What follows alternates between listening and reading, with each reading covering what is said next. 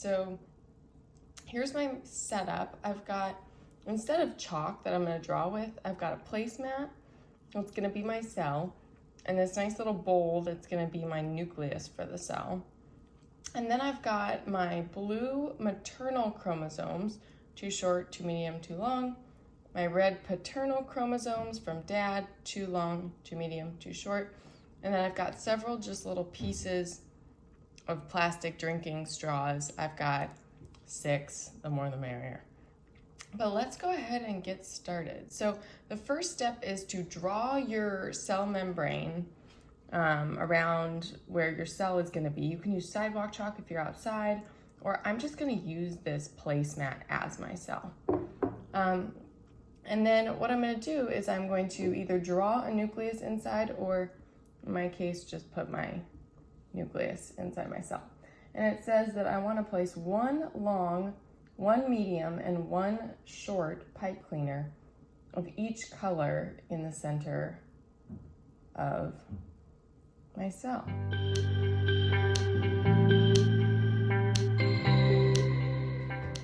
So now I'm going to take one of these centromeres and I'm going to slide it onto my pipe cleaner, 1 for each of those pieces.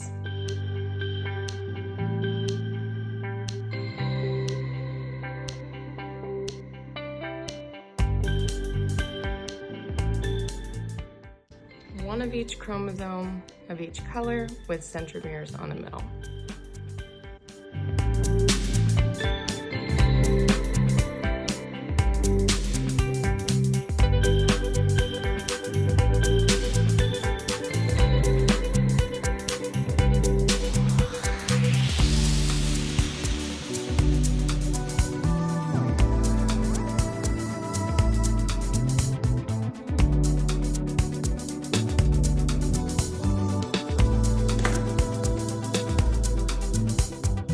There we have it.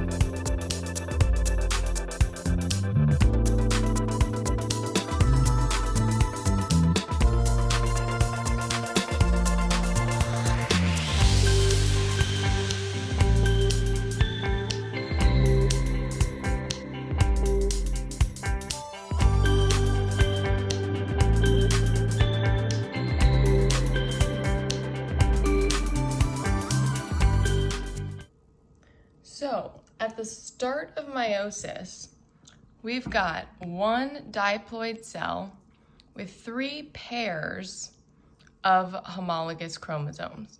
So this is our model where we have 3 pairs, 6 total chromosomes. But keep in mind that in humans, we would have a total of 46 chromosomes, 23 pairs. So there's the start.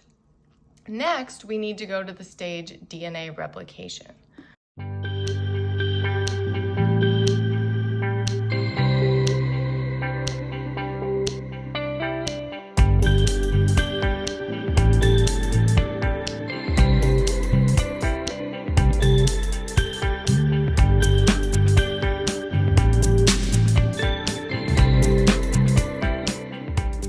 So here are all my replicated chromosomes. I'm going to put those back in the nucleus where they belong. That's where they would be right now. And now I have done DNA replication. And keep in mind, that happens during interphase, which is separate from cell division. Okay? So let's take some notes. Draw your picture of what you just did and take your notes on the side. How many chromosomes in our model? How many for humans? And is this diploid or haploid?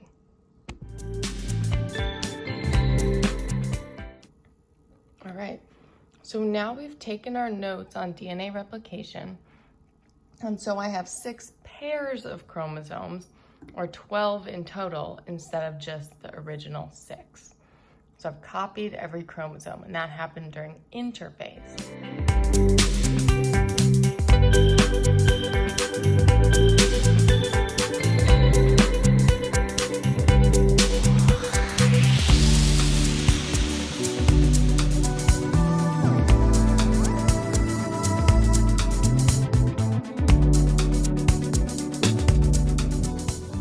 Now notice that not all the red paternal chromosomes are on the same side. Because it's really random whether it looks like this or this. And so for each pair, it's completely random which side your maternal and paternal chromosomes are on. So let's draw this here, take some notes, and then we'll be ready to move on to the first division.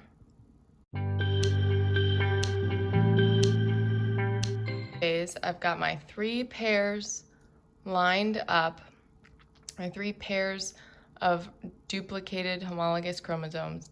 And now it's time for the first division. So, good thing that these placemats come in sets, because here's how this is gonna look. Our homologous chromosomes pull apart. That's like the jellyfish, right? From anaphase. And then here we go, magic. We're gonna have 2 new cells, each with 1 set of long, short, and medium. So let's look at our results here for a second. We have 6 chromosomes in each of these new cells. But how is that different from our original cells? Well, look, when I had 2 long chromosomes before, I had 1 from mom and 1 from dad. And in this process of copying my chromosomes, having them line up and divide, now, even though I have 6 chromosomes in this cell, I really only have half the genetic information because both of the long chromosomes are just copies of the same one from dad.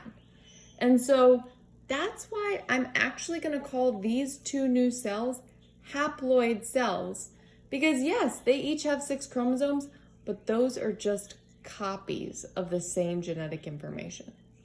Alrighty? Now, what determines what's in each of these cells? This law of segregation, which remember is pretty random. So this is another possibility for how my metaphase could have looked. I could have had all of my maternal chromosomes on one side and all of my paternal chromosomes on the other, and that would have resulted in different cells up here. You'd see all the blue over here and all the red over here. And that's a possibility, and what determines that is totally random. That's this law of segregation. So with that, we're going to move on to our second round of cell division next.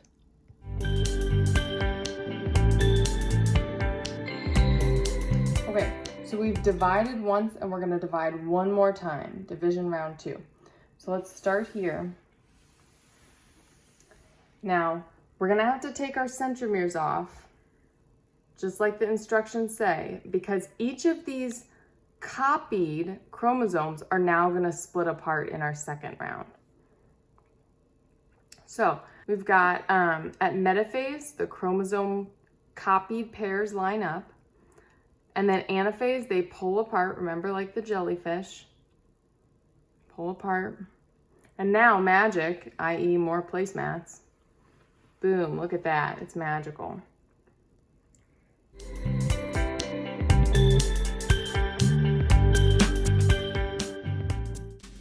Now, these cells have 1 copy of each chromosome, so they are haploid.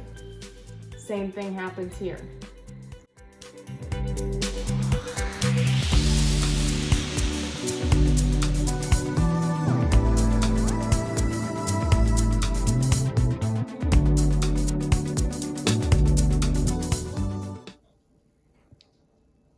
Here's what we got.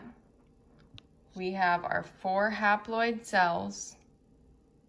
Why haploid? Because we have 1 of each length chromosome. Some of them have more chromosomes from mom than from dad. Some of them have more dad's chromosomes than mom. That just depends on how they lined up here in metaphase. Did mom chromosomes go to the left or to the right? And so that can be different depending on where they randomly line up. Now, in our model, we now have 3 total chromosomes in each cell. making them haploid. But in humans, we know that there would be 23 total chromosomes in these cells. And what are these cells? These are our sex cells. Or the scientific term would be our gametes. These are our eggs and our sperm. So you have just completed the process of modeling how we make eggs and sperm, which are the cells that pass on parental chromosomes to offspring. Congrats, guys.